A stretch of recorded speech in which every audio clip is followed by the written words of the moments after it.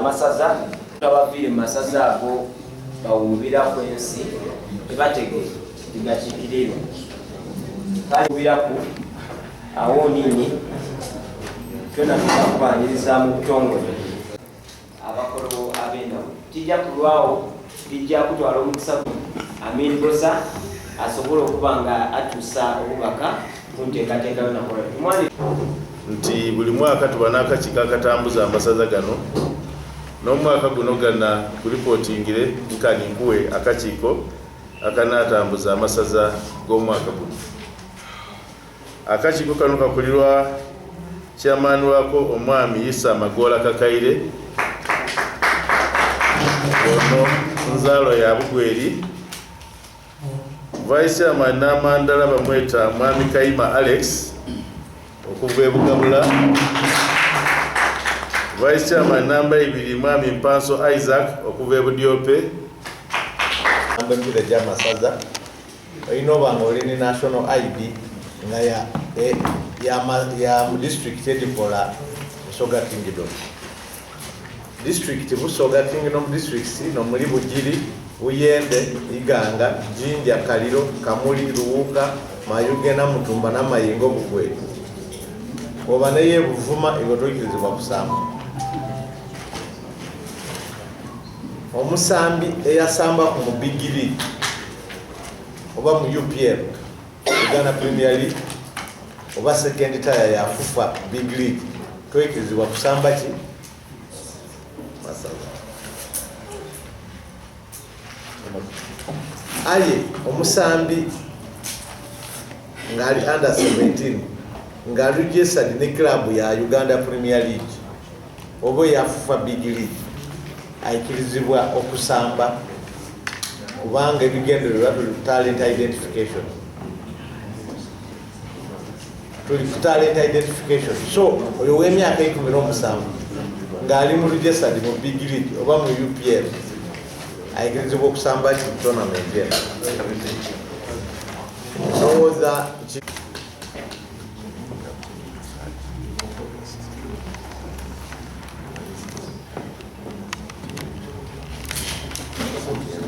We continue to partner with Busoga across the social and economic,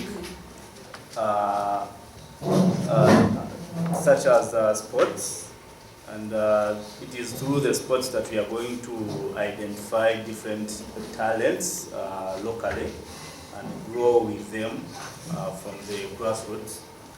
This year is going to be bigger, better, and definitely competitive. And we hope all the teams are very ready.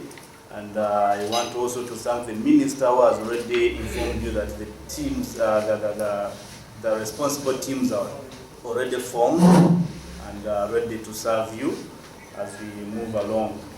Busoga remains a strategic partner with MTN, and we continue to leverage all the opportunities that we are given by the Kingdom. Busoga, that the opening match is going to be between Bugweri and the defending champions from Busiki for this year.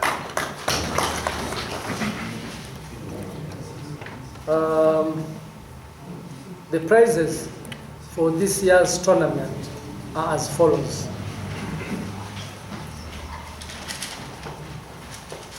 The fourth winner is going to get a prize of 4 million Uganda shillings. The third winner is going to get 6 million Uganda shillings. The second winner is going to get a prize of 9 million Uganda shillings.